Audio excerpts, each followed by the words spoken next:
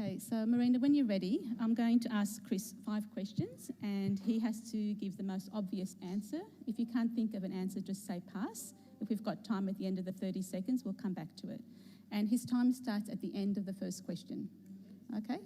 Yeah, so tell us when you're ready. Something to keep warm.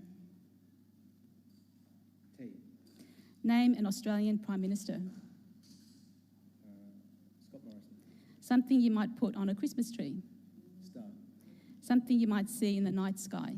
Star. Name a common phrase or expression used during COVID. Star. No. Common expression in COVID. Social distancing. Well done. Okay, thank you. All right, so we can get Julie in. How much time did he have left? 3 seconds. Okay. She's over there, is she? Okay. Star, and star. Okay, why not? Yeah.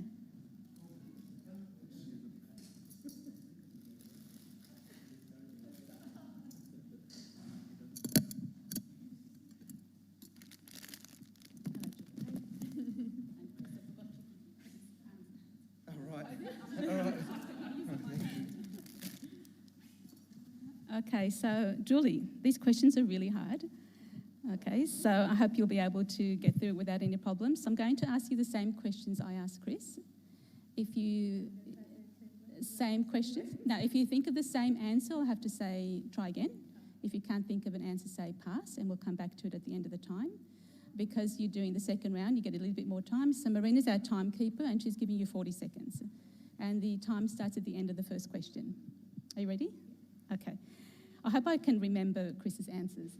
Okay, Marina, 40 seconds. Something you drink to keep warm. Try again. Okay. Name an Australian Prime Minister.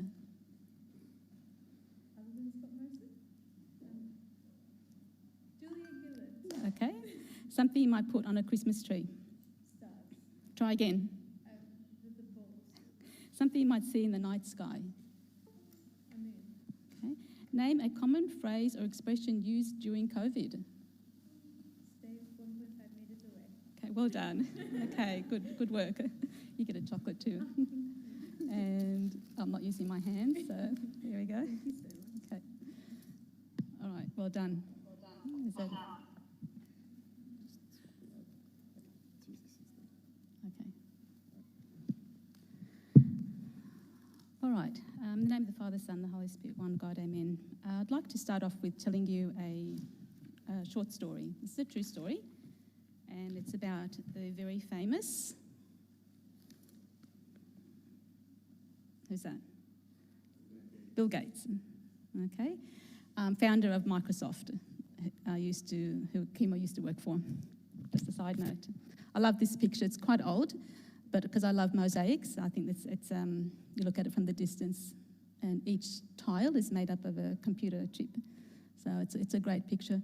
Bill Gates is known to be the richest man in the world, and it's a toss-up. Every year it varies between him and Jim Bezos, who was the founder of Amazon. And I think Bill Gates is valued at, $103 billion or $98 billion, give or take a couple of $1 billion between friends. But he's very wealthy. And this story happened, I think one day 60 Minutes was interviewing Bill Gates.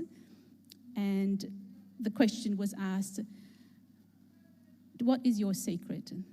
What made you successful? And he answered a very simple question, a very simple answer. He said, well, one day when I was in year 9 at school, I think my business studies teacher or commerce teacher, whatever, he couldn't really remember, said to him, Bill, one day you're going to be a very successful man. And, the interviewer was expecting a great story, and that's all he replied. So I think Time magazine wanted to capitalise on this story, and they endeavoured to track down the teacher and the school.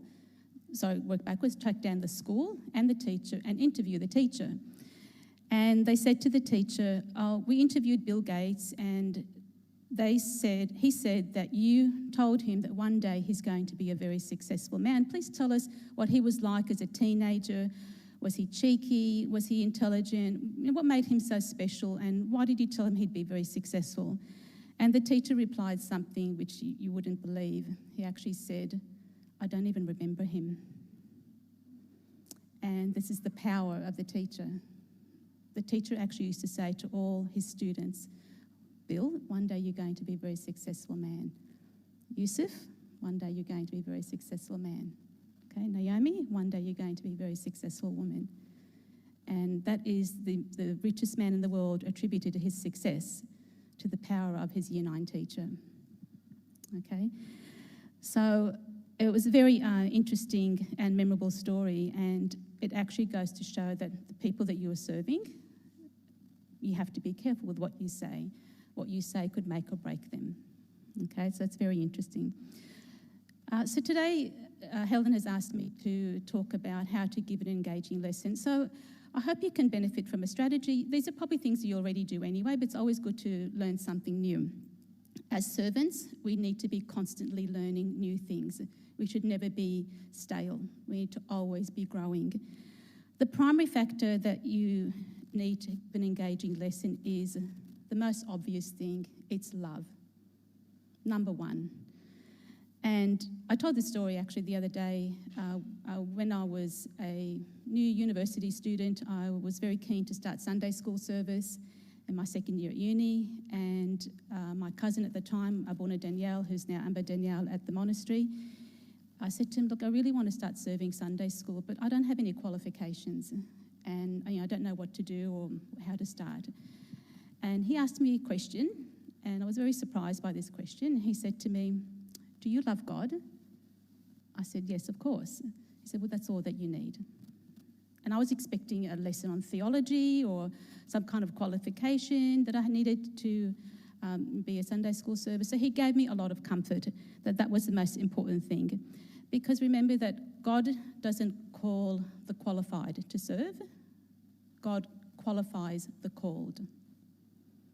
All of Christ's disciples were not theologians or Pharisees.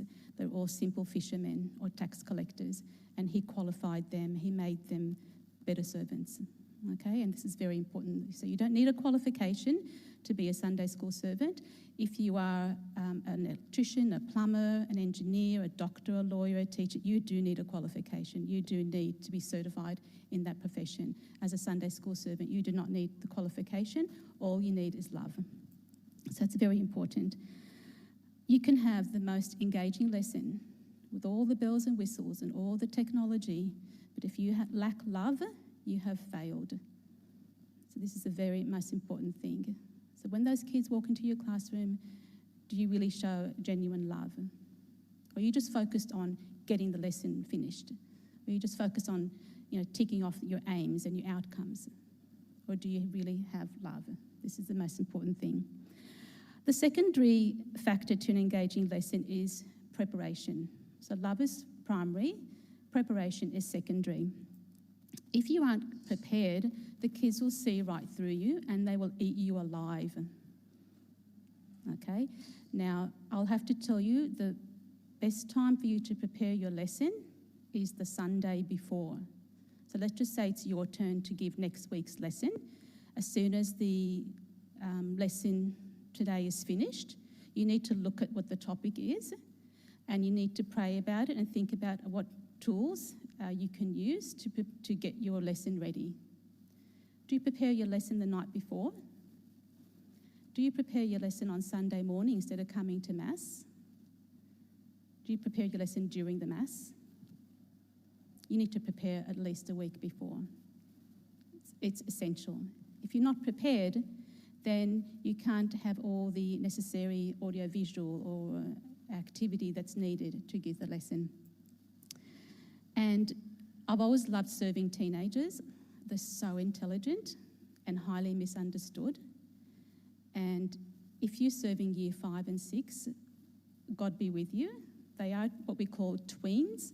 So they're in between 12 years old and teenagers. They can't find themselves. They're not teenagers yet and they're not adults yet and they're not little kids anymore. So they're very curious about everything. And they really will see right through you, and they will identify whether you are genuine or not. And in the lesson, it doesn't need to be an hour. They're not theologians. It's not a lecture. It's not a theology lesson. Just keep it as short as possible. 30 minutes if need be. And it's very important to have a student-centred lesson. Does anybody know what that means? Student-centred lesson means that your students are the ones who are active participants in the class, not you standing up here and giving a lecture. For example, at the beginning of my presentation, I had a game. I got you involved, okay? I told a story.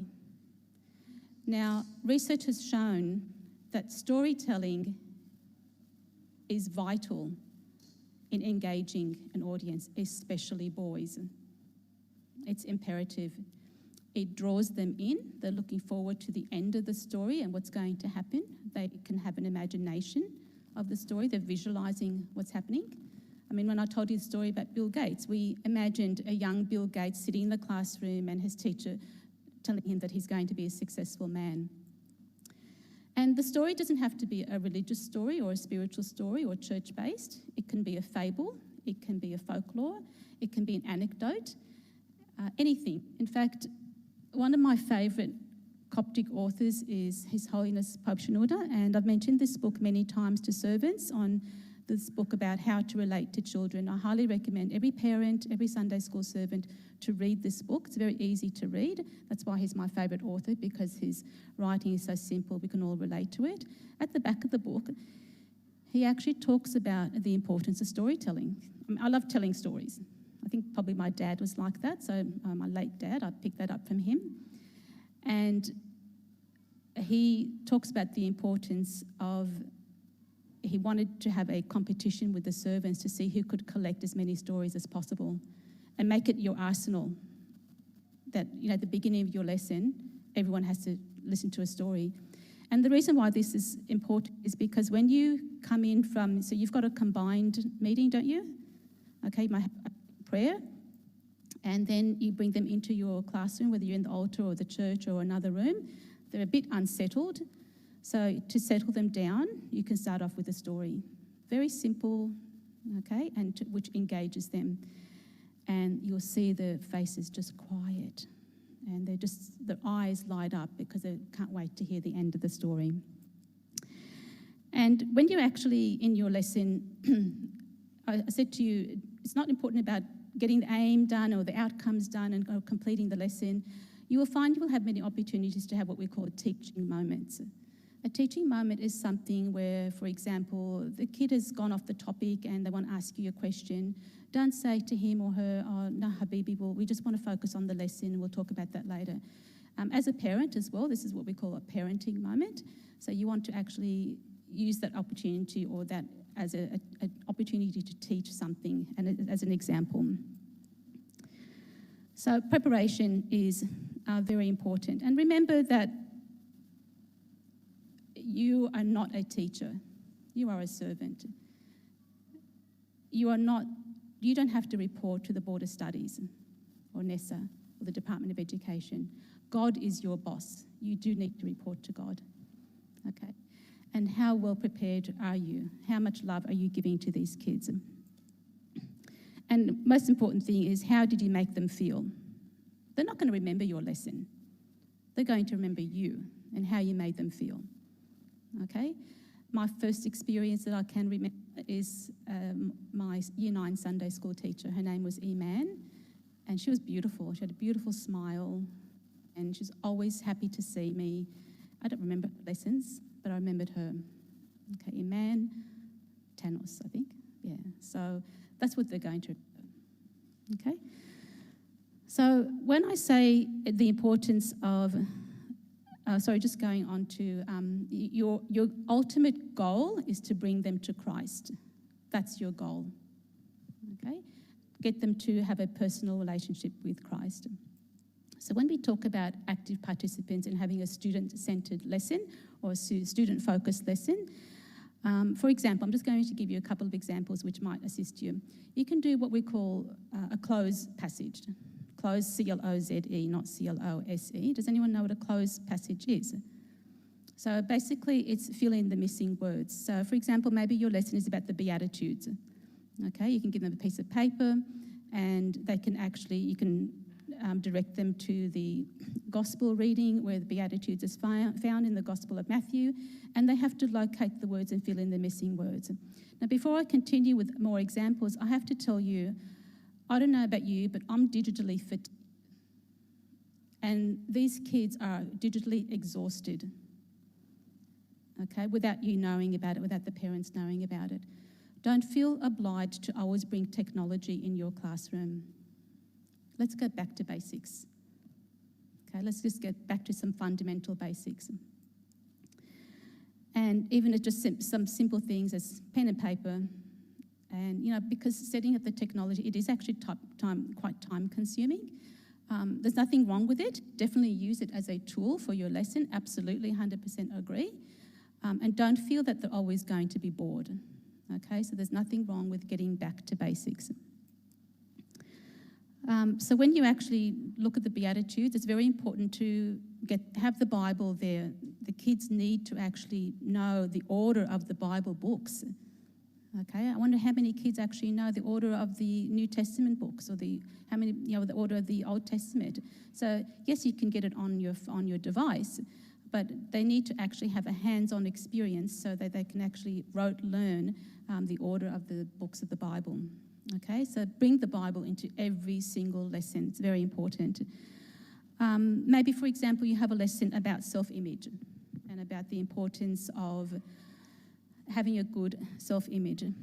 You can get them to write down their name on a piece of paper and do an acrostic poem. So every letter of the name is going down vertically, and the letter has to have a verb or adjective, to describe themselves. Okay, so it's important for them to write. And they love talking about themselves. So this is a very good lesson. Let's say you're giving a lesson about the creed, okay? And they don't understand it, but that's okay. His Holiness Pope Shenouda said they don't need to understand yet. Comprehension will come later. What's important now is memorising, okay? Very important. When little kids say the Our Father, they've got no clue what it means, okay? But they memorise it. It's very important. It's a form of prayer. So when you have the creed, you can actually get them, you can print it out on large font, and they can cut it out, and then have another piece of paper, and they can cut and glue and put it in the correct order. Okay, that way they can see, and you can give them an A-B, or you can have something up on the screen that they've actually put it the creed and memorise it in the correct order. Maybe you can get them to do a survey about themselves. Okay, they just love writing. They love thinking about themselves. Okay, this is a very, very delicate age where they're not sure about themselves. They've got the low self-esteem. They're unsure. There's a lot of competition out there in the media and at school. So writing is a very important tool. And how wonderful it is for the Sunday school servant to actually get them to talk about self-image rather than them hearing it on a secular basis at school. So it's very important. You might, at the end of the year, give them a lesson about the new year or the end of the year. And I remember something that we used to do when I was serving my high school kids. The lesson was about worry, because the end of the year, you don't know what's happening next year. Like, we're all worried now, and the uncertainty of this strange time that we're living in. So what I would get them to do is I would give them a nice piece of paper, and they'd put their name and the date on the top of the paper, and they would have to write down one thing they're worried about that's going to happen next year. And the second thing they would write about is one thing they were worried about that happened this year and that didn't happen. And then the third thing was they'd have to write a Bible verse. So I would actually give them maybe 5 Bible verses to choose from, and they would pick their favourite one. And then would actually fold the paper, put it in an envelope, and then they'd write their name and address on the front of the envelope and a stamp. I would actually collect all the envelopes. I send them out to them at the following year, at the end of the 12 months. So it was a bonus. It was a surprise. Hopefully they didn't change their address. And they would look at it when they'd open it up and they think, oh, hang on, did I really worry about that? That was quite trivial, wasn't important. Okay, so these are all student-centred examples. For example, very important lesson is you might be talking about friendship and the importance of a good friend or a bad friend. I'll just give you an example that you can use for that. I'd like to use. I love gardening. Okay, so if I have a pair of white gloves and I go out in the garden and I work in the soil, are those gloves going to stay white or will they get dirty? Okay, they'll get dirty.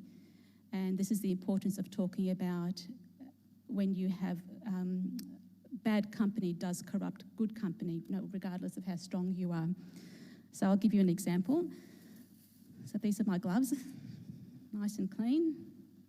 Not really white, but nice and clean. Okay, if I'm going to go out into the garden with them, this is going to be the end result. These are my real gloves. Okay. So this is an example of how you can talk about how bad company corrupts good company. Okay, no matter how strong you are, don't think that you will be strong enough not to cave in. So a couple of do's and don'ts in giving a lesson. This is something that one of the big servants that we had when I was serving in Sydenham, Uncle Labib Bushara, who was actually my cousin, something that he instilled in us is never begin the lesson with telling the kids what the lesson is about. For example, okay, kids, today we're going to talk about Jonah. Fail. Oh, Tunt, that's so boring. Uncle, we've heard this a million times. Can we do something else? Okay, so you just want to give them something to create their imagination. So if you tell them the lesson right from the beginning, you need to lead it up to it. But an important do is another one of the servants who we had at Sydenham at St Mary's, Uncle Talat. He always said to us, make sure you have an audio visual in every single lesson. Very important. And for example, you might be having a lesson about faith. And Christ said, if your faith is as small as a mustard seed, then that's all you need. Okay, so you can get some mustard. Okay.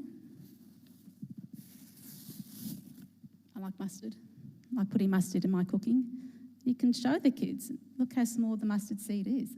It's a tactile experience. Okay, it's an audio visual. No matter how small your audio visual is, that's how they're going to remember it. Look how small that seed is, and that's all Christ said, that's all that you need. That's how small the seed is to have faith. And then you can go one step further. You can actually plant the seeds in the class. Okay? So, yes, I do have some seeds here. So these are my favourite seeds to plant. These are called nasturtiums. And I'm going to show you the seed. It's actually much bigger than a mustard seed.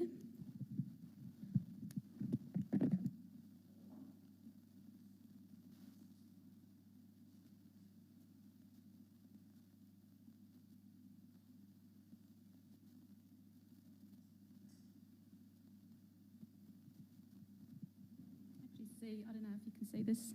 I'll do it one at a time.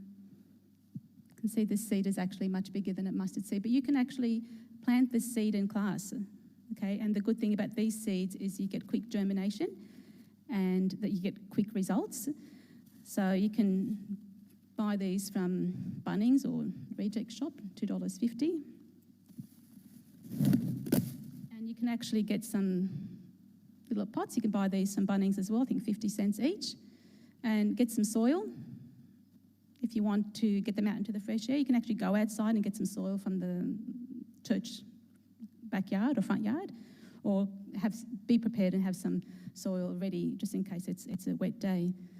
And put a bit of masking tape on the side of the container, get them to write their name, and plant the seed and watch it grow.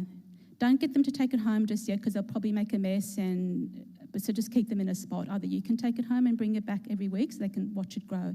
And can I tell you, boys will love this. Absolutely love it.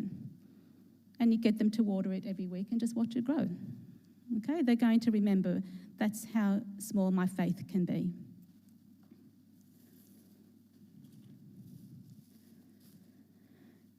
I think last time I actually came here exactly 3 years ago. I was looking at my notes. It was June 2017. I think Laura and Helen asked me to come and give the similar kind of talk, but to all the primary school servants. And as a follow-up, I contacted Laura and I said, about a week later, I said, how are you guys going? And she said, oh, really good, Magda. We had a lesson about Elijah and the bread, and servants were making bread in class. I said, that is awesome. Okay, I think that's what I love to see. It's hands-on, it's tactile experiences.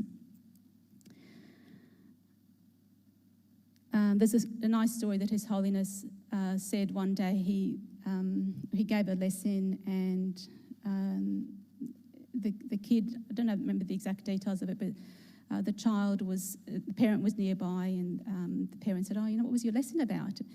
And he said it was about the dove, and His Holiness didn't know what he was talking about. He said, what dove? And he said, I didn't talk about the dove. And he said, oh, he gave out a little picture, and in the picture there was a little dove. That's all the child could remember. Okay, so it's very important that you need to actually get them to take something away. Okay, every lesson you must get them something that they can take away home. Okay, and remember. And Jesus Christ himself was the best example of a good Sunday school servant. He always used audiovisual. When he fed the 5,000, he got this little boy and he said, okay, there's some fish and bread here, and he used that as an example he actually looked after their physical needs first before he gave them any spiritual talk. And that's something very important for you to do as well. Get your kids in the classroom. Mina, have you had something to eat? Mary, have you had something to drink? Are you all okay? Because if they're hungry and they're tired because they've been in mass for 2 hours, they're going to be unruly. Okay, so look after their physical needs first. And His Holiness always had chocolate or lollies. He's always very well equipped with a little treat. The kids loved him because he was always smiling and he always had some kind of treat for them. Also, Christ, he always gave parables, and the parables were an illustrative story to demonstrate a spiritual outcome or a heavenly outcome. Why? Because it was relatable. People could actually relate to that example. It was a heavenly message. And it's very important in your service. This is probably a different topic. It's not really about giving an engaging lesson, but it's very important in your service to have a personal touch. You need to know every single kid by name, and I'm sure you already do that, but it needs to be very personal. For example, when Christ rose from the dead, Mary Magdalene went to the tomb, and the angel said to her, he is not here, he is risen. Go and tell the disciples and Peter. It's very interesting that the angel said, and Peter, because Christ knew that Peter would be devastated because he denied Christ. He knew he'd been feeling miserable, so he wanted to give comfort to Peter. So he knew the needs of his disciples, and that's the same thing that you have to do. You need to have a very personal service. I'm just going to show you a short story from this beautiful little book by His Holiness. It's called 3 Purposeful Stories. Very famous book. The 3 stories span a period of 51 years. First story took place in 1948 when His Holiness was a Sunday school servant. Second story took place in 1965, I think, or 68. It's about a monk in his cell. And the third story took place in 2001. It's about a bishop. The first story, I'll read some little excerpts for you from it. It will shake you. It will wake you. But hopefully it will move you as a servant. So this story happened in 1948 when Pope Shenouda was a young servant. And it talks about it's too long, so I'm not going to go into all of it.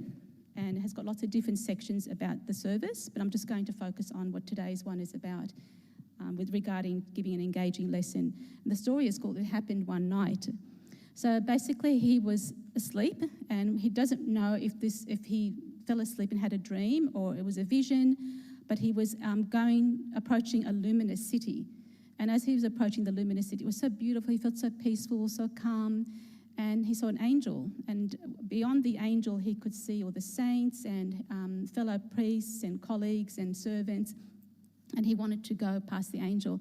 And the angel said to him, "What are you doing?" And he said, "Well, I want to go. I want to go to this beautiful place." And he said, "No, you're not allowed to enter this. This place is only for servants." And he said, "Well, I'm one of those servants." And the angel actually said to him, "Stop where you are. Where are you going?" I'm just going to read some bits of it. The angel looked at me in amazement. "This city is a city of servants. You are not one of them. Or are you one of them?" And he said, "Yes, I am." And he was very upset because the angel didn't accept him. And he said, "Ask about me in the Sunday schools and the youth meetings at churches and assemblies. Ask about me in the city and the servants. Many of them are colleagues who know me from Sunday school." And the angel said, "In God's adjustment or God's eyes, you're not a servant." And he was crying and crying. He said, "How could this be? How could it be? I'm a great servant." And then another angel came and comforted him and wiped his tears. And he said, "What's wrong? What have I done wrong?" And this is what the angel replied. He said, "Those whom you see in the city of the servants devoted all their lives to God. They spent every moment at the time in the service. All your spiritual service was 1 hour every week that you spent in Sunday school, and maybe 1 hour another time in a field. I was bowing my head in shame." He said, "But I can see in the city of servants some of my colleagues, the Sunday school teachers, who did the same service like me." Here the angel replied, "No, they are not like you. It is true, they served 1 hour or more in the Sunday schools, but they spent the whole week getting ready for that 1 hour. They spent much time preparing the lessons, visual aids, and all the means that would make the lesson interesting, while praying for all of that. They also gave much care examining each individual of those whom they serve, thinking of ways to reform those who need reforming, and inventing useful means to fill the time of their students during the week. They also had other services that were done in secret, which you never knew about them. You used to go to the Sunday school as a weekly habit and lead the prayers, record the absentees, and those who are present reward the regular and neglect the absent as if he was not in your charge. And you crossed off the names of the kids who didn't come." So the story continues. And there was a boy whom you dismissed from the Sunday school for being disobedient and lacking discipline. It made him more stubborn. It led him to the street and evil company. So he became worse than before. Your action caused him serious harm. There was another boy in your class who was absent for 1 week, then for 2 weeks. You did not visit him. You behaved like an official employee at the Sunday school and you just recorded him absent. The boy, seeing that you did not miss him, came no longer, and you, seizing the opportunity, you crossed off his name from the class list. Why did you not visit him? So the story continues, but there is hope. He woke up, and at the end of the vision, he was crying and crying and crying, and His Holiness was saying, "Give me another chance, give me another chance." And the rest is history. You know how he turned out. Okay, so that's why this story is called It Happened on That Night. And it's a very important story for all of us servants to know the importance of preparing your lesson and serving your kids and seeking those who don't come. And, when we seek them that they don't come, sometimes we only remember them when we see them. We don't actually remember them when they're not here. And you have the easiest service, I have to tell you now, because you've got this most important device, which I didn't have when I was serving. And you can send out text messages to your kids. A lot of kids have got their own phone. If they don't, you send a text message to the parents, of course, but please make it personal. Don't say, "Hi everybody, we missed you in Sunday school today," or "Hi everyone, we're going on a outing next week." You need to make it not generic, okay? Like you would say, "Hi Justina, we missed you in class today. Hope you're well." I'm gonna, and maybe give them okay. "Hi Chris, I noticed that you weren't feeling very well in the lesson, and you were asking this question. It's a follow-up." Okay, and they think, wow, Uncle Mina remembered that I wasn't feeling well, okay? Or Aunt Mary noticed that I was absent. So you need to personalise it.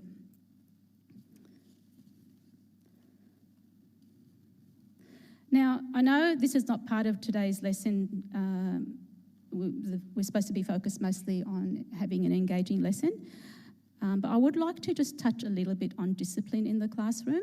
And this is a whole separate topic. Just remember, as I said to you before, you're not a teacher, you are a servant.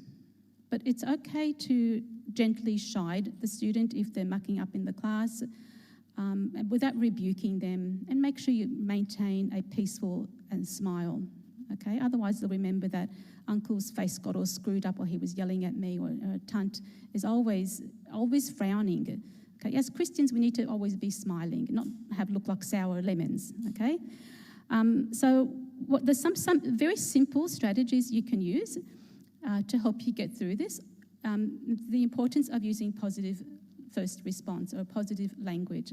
For example, instead of saying, Johnny, don't stand on the table, you could say, okay, Johnny, say to another person in the class, Mary, I like how you're sitting on the chair. Okay, it makes them want to please you, okay? And also another thing you can do, which is very, very important, is the difference between two important words in your expressions, and that's the difference between please and thanks. Please is a plea. Thanks actually is a command. I'll give you an example. Mary, pick up your shoes, please. Or Mary, pick up your shoes. Thanks. See the difference? Okay. Or if you still want to be polite, you could say, Mary, can you please pick up your shoes? Thanks. Okay, so when you say thanks at the end, it's a command. It's not a request. You're actually telling them to do it. Okay, Johnny, sit on the chair. Thanks. I hope there's no Johnny in your classes. Always picking on a Johnny, aren't we? And don't make them feel guilty about what they're doing wrong, but make them feel that they want to please you. And that's actually what Christ did when he visited the Samaritan woman at the well. He didn't tell her straight away that she didn't have a husband. She actually said it. Okay, he didn't make her feel guilty. Okay, it's also, just to finish off, it's the conclusion of the lesson is very important. Always give them something to take home, which I said before, and always, always, always have a Bible verse in every single lesson, and allow them the opportunity to be committed to learning verses of the Bible. Because when you learn verses of the Bible, if you don't know how to pray, if you don't know what to say in your prayer, and even as adults, if you know a verse from the Bible or a passage from the Bible, this is a form of prayer. Okay? Prayer is a connection between the human heart and God's heart. Actually, the Protestants are very good at Bible verses. Very, very good at it. Does anybody know why? Can anyone say why? Thank you, Naomi. Yes. The focus is only on the Bible. They don't believe in saints. So we've got so many saints' books and so many saints' stories. And I really admire that they can learn Bible passages. Okay. Yeah, definitely make games in the verses. Or, you could have a Bible verse on a piece of paper and laminate it and get them to take it home. Okay. And keep it simple. I've got some of my students I served tell me they still keep all the little bookmarks and stuff that we used to give them. I've got this, I've still got this. This is a collection of Bible verses from the letters of the alphabet. Can you see it? So every letter of the alphabet has got a verse that begins, say, with letter A. All have sinned and fallen short of the glory of God. B. Beloved, let us love one another. C. Cast all your cares upon him and he cares upon you. So just, if you can find verses from every letter of the alphabet, just showing my age here, this is actually done on transparency, okay? So it's lasted all this time.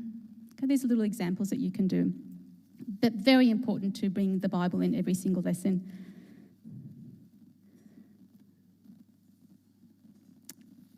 just remember as well that your spiritual level is up here and their spiritual level is down here. Don't expect them to be on the same spiritual level as you. Actually, sometimes I think my spiritual level is here and the students I serve, their spiritual level is up here. I'm actually embarrassed sometimes by some of the things that they say or I learn from them. Okay, so that's actually what Christ said. You just have to have faith the same as what little children have and you'll enter the kingdom of heaven. Okay, but don't expect that their level of spirituality is going to be the same as yours. Always give them hope. And sometimes it's a good idea to sit on each other's classes. Okay, maybe you can actually swap classes and say, oh, okay, I liked what George did in class, or, I liked what Yusuf did in class, and just, observe. You're not there to criticise, but you're there to learn from each other. The most important thing is I hope you have benefited, and my goal, my aim in this presentation is for you to have the spirit of service.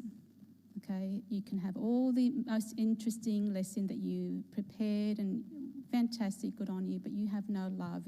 You have not delivered the spirit of service. You have failed if there's no love.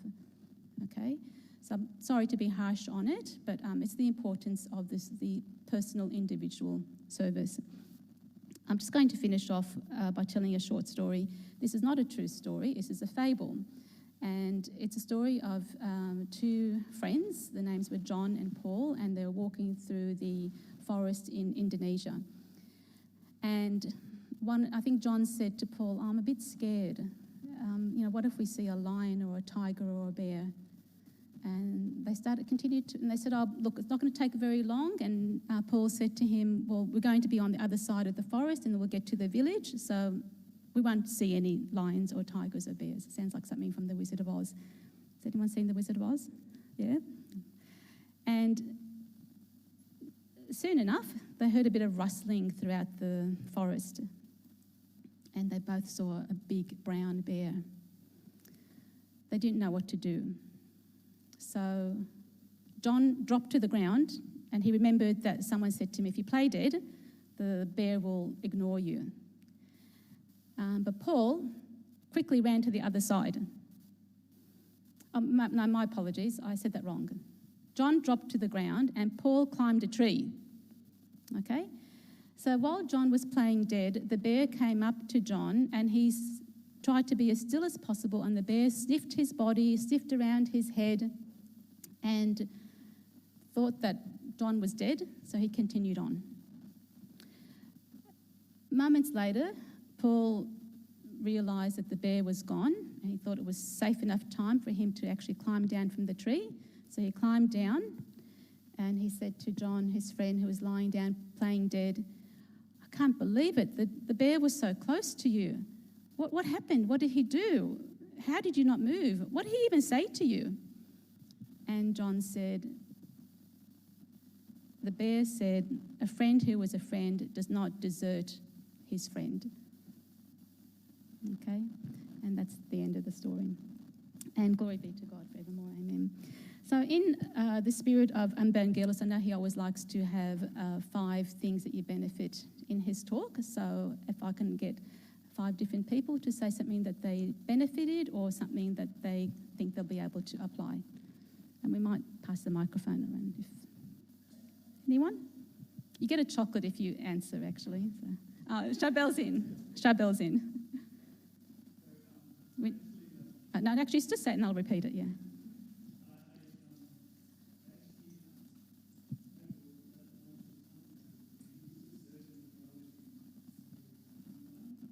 Yeah.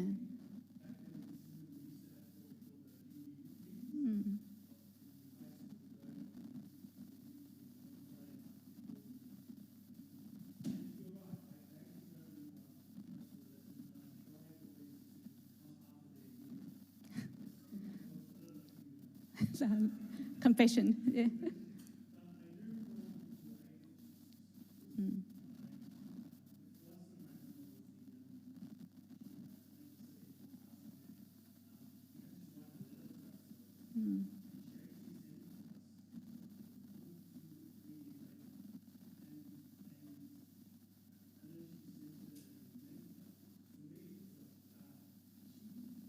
Yeah. Yeah.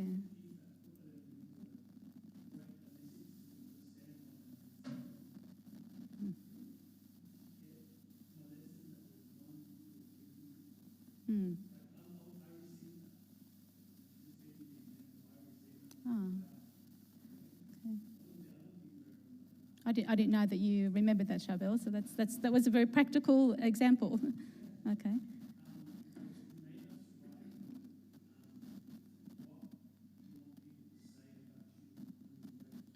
I forgot. Yes, that was another thing that we put in it. Yeah.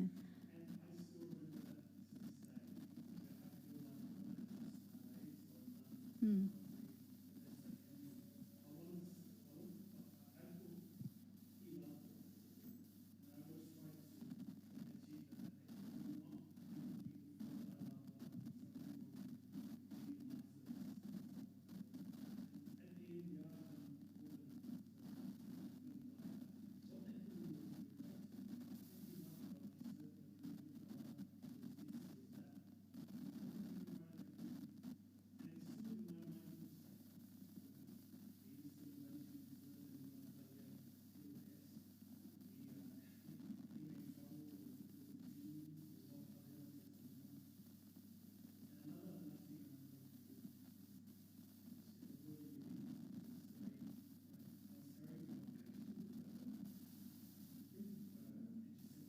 Oh, I don't remember that. Oh, wow. Okay. Hmm. Okay, it's the personal service. I think that's what you're saying touched you. Okay, thank you for sharing that, Charbel. Thank you. I didn't realise you still had the letter, or that you still remember what's going to be on your tombstone. Okay, we'll keep that to you. I'll get you the chocolate when you come up. Okay, thank you. So that's one insight, Charbel. Thank you. Anybody else? Yes, Rochelle?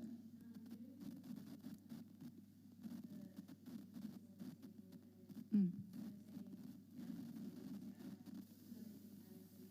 Yeah. Yeah, absolutely.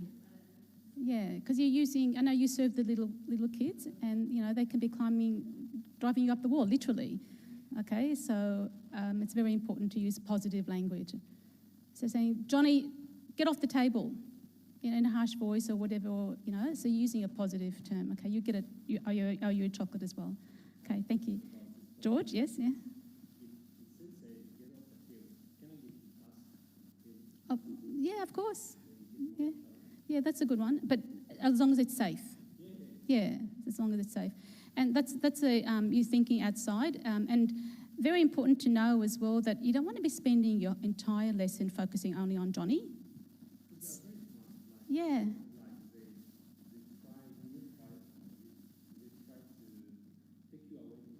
Yes. Yes.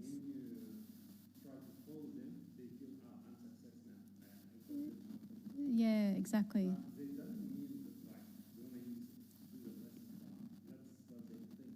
Mm.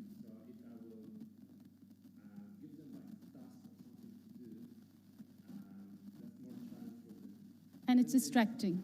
Yeah, it distracts them, and also that way you're not wasting, I don't want to use the word wasting, you're not spending so much energy focusing on Johnny and you're neglecting the other kids. It's not fair for the other kids. You get a chocolate too. Okay, so that's 3. Number 4, anybody? Marina? Mm. Yeah.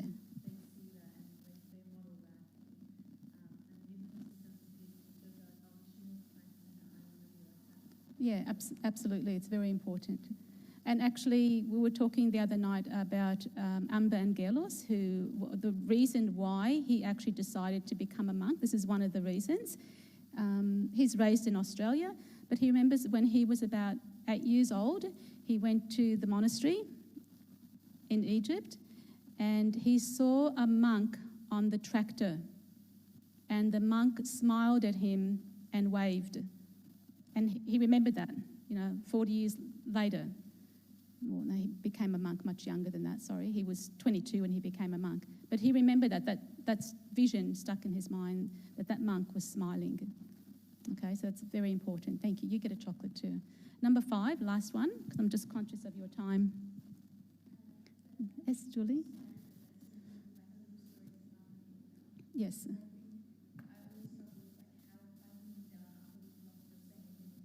Yeah. Yeah. Yeah, absolutely. It's very important. And it doesn't have to be a long story, but you can actually start, okay, I want to tell you a story. And, you know, whenever I listen to a sermon and Abuna says, I'm going to tell you a story, I'm intrigued. I want to know what's happening in this story. Okay, and when you tell the story, you do it in a way that you can visualize what's happening and you can use your imagination. So you better start collecting some really good stories. Okay, there's plenty out there. I've got many books, and you need to be very well read, by the way. Okay, and if you have an experience that happens to you, write it down. Experience that happens to your parents, anybody, it's a story. Okay, no matter what it is, you get a chocolate too.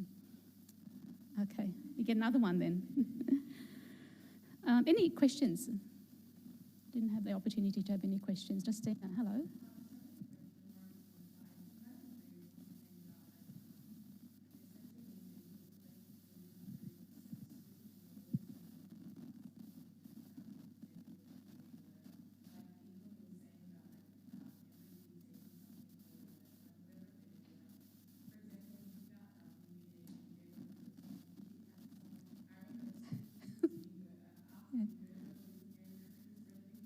Red licorice, yes, I do remember that. You were the favourite, most popular licorice person, yes? You loved the red licorice. Sorry I don't have any licorice today, but I'll give you a chocolate, yeah. Yeah.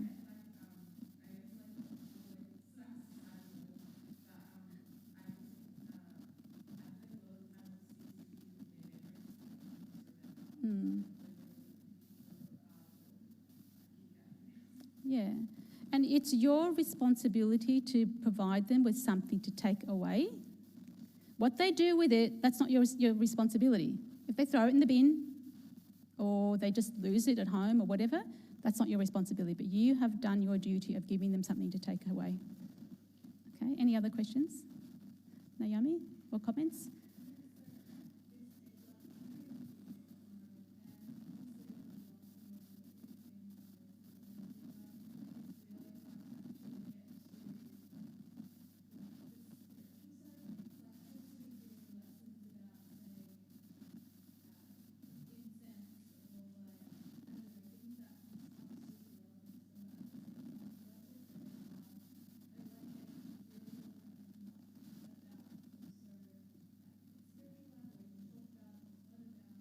Mm. Mm. Yeah.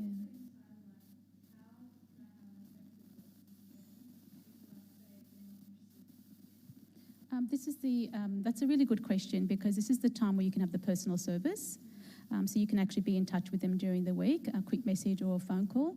Let's say, for example, and they don't feel like they're spiritually strong, okay? You know, that remember, they're not at your spiritual level, okay? So let's say, for example, your lesson is about incense, and you have to explain to them, you know, what the incense is. So, okay, everybody, let's get a little piece of paper with a prayer. It's very personal, and put the prayer on the incense, or, you know, and then, okay, this is what happened, why we have incense. Our prayers are raised. Why do we stand up in the Mass during the time of incense being raised? Okay? And, yeah, they might have a little giggle, but you might bring it back in, rein it back in with a story, okay? And you just need to make it relevant, okay? And don't expect that necessarily you will touch their heart today. It might happen next week. And they're not going to open up to you straight away. Sometimes they're a bit embarrassed in front of their colleagues, so they might open up personally. So also just remember that I don't want you to attend your 1 hour lesson and then go. So maybe if you can hang around a little bit and go up to them personally, okay, they're going to remember that. And the parents will be watching you, by the way. The parents know the difference between a good servant and a servant who really doesn't care. They just tick the box, come for the 1 hour and they leave. So year 8, girls, worst age. Year 9, even worse. Okay, so you just really need to touch their hearts. That's what it's all about. It's not about the theology only. It's about the personal service and how you made them feel. They probably don't even know what the incense is. Are you going to make them feel embarrassed if they don't know what it is? So writing, if they can put things in writing. Does that answer your question? Yeah, you can try that. Okay. Anybody else? Any other questions or comments? We haven't heard from many of the gentlemen. Yusuf, I'm going to pick on you. Mm-hmm. Good luck. Yeah.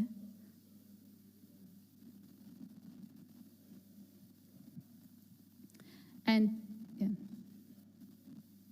yeah, and just make sure that the surveys are private. Okay, you need to tell them before you begin the survey, this is for you. I'm not looking at it. Put your name on it and the date. It's not for me to look at. And split them up if you need to. Always have a good arsenal of pens and paper and. That's very important. Okay, it's student-centred. Doing a survey is a student-centred lesson. Okay, anybody else? No? That's it? Okay, so should we finish off? So do you usually finish off with a prayer or? Okay. Want to pray, Helen?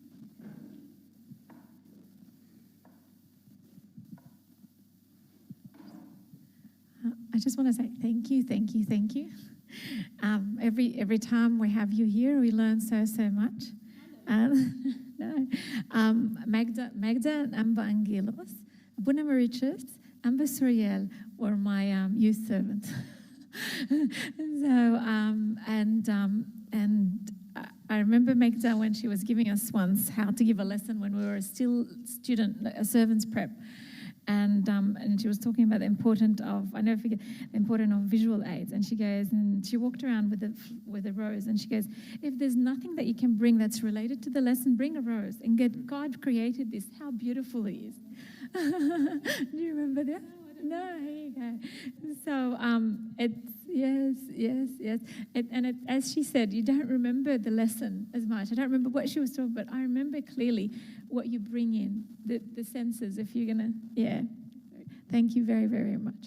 I'm really happy to see so many of my students that I serving as well, the next generation. I think that's wonderful. And, the people who we served at Sydenham, they're now bishops and monks, and so it's the next generation. Okay, and just on that, going back to the point of how you treat the kids, when Amber Angelos and Amber Suriel and Abuna Mauritius, the three of them were young and very cheeky as young teenagers.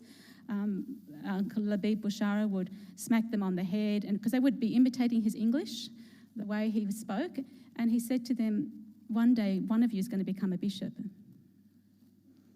Okay? And I get goosebumps when I say that, because you just don't know what you say to the kids. You just have to be very careful. Okay, so thank you for giving me the opportunity to be with you. I look forward to hearing stories about how you've implemented strategies to make your lesson engaging and have the spirit of service. Thanks, Helen.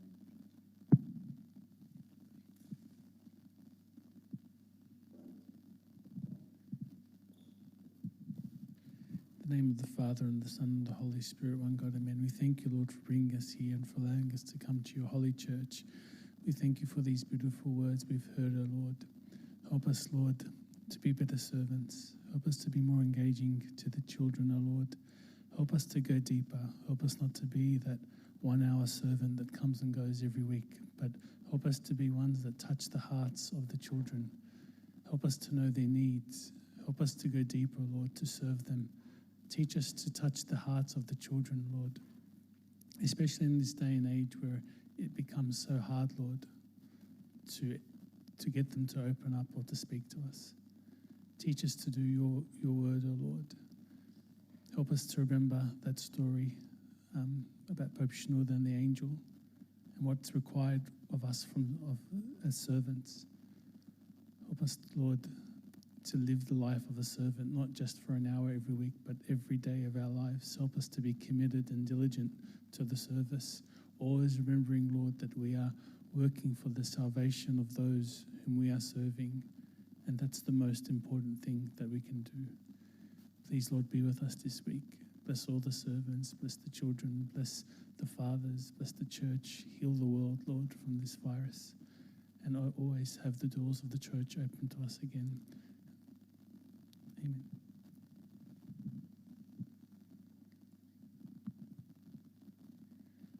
Through the intercession of St. Mary, St. Min, and all your angels and saints, hear us, we pray thankfully. Our Father, who art in heaven,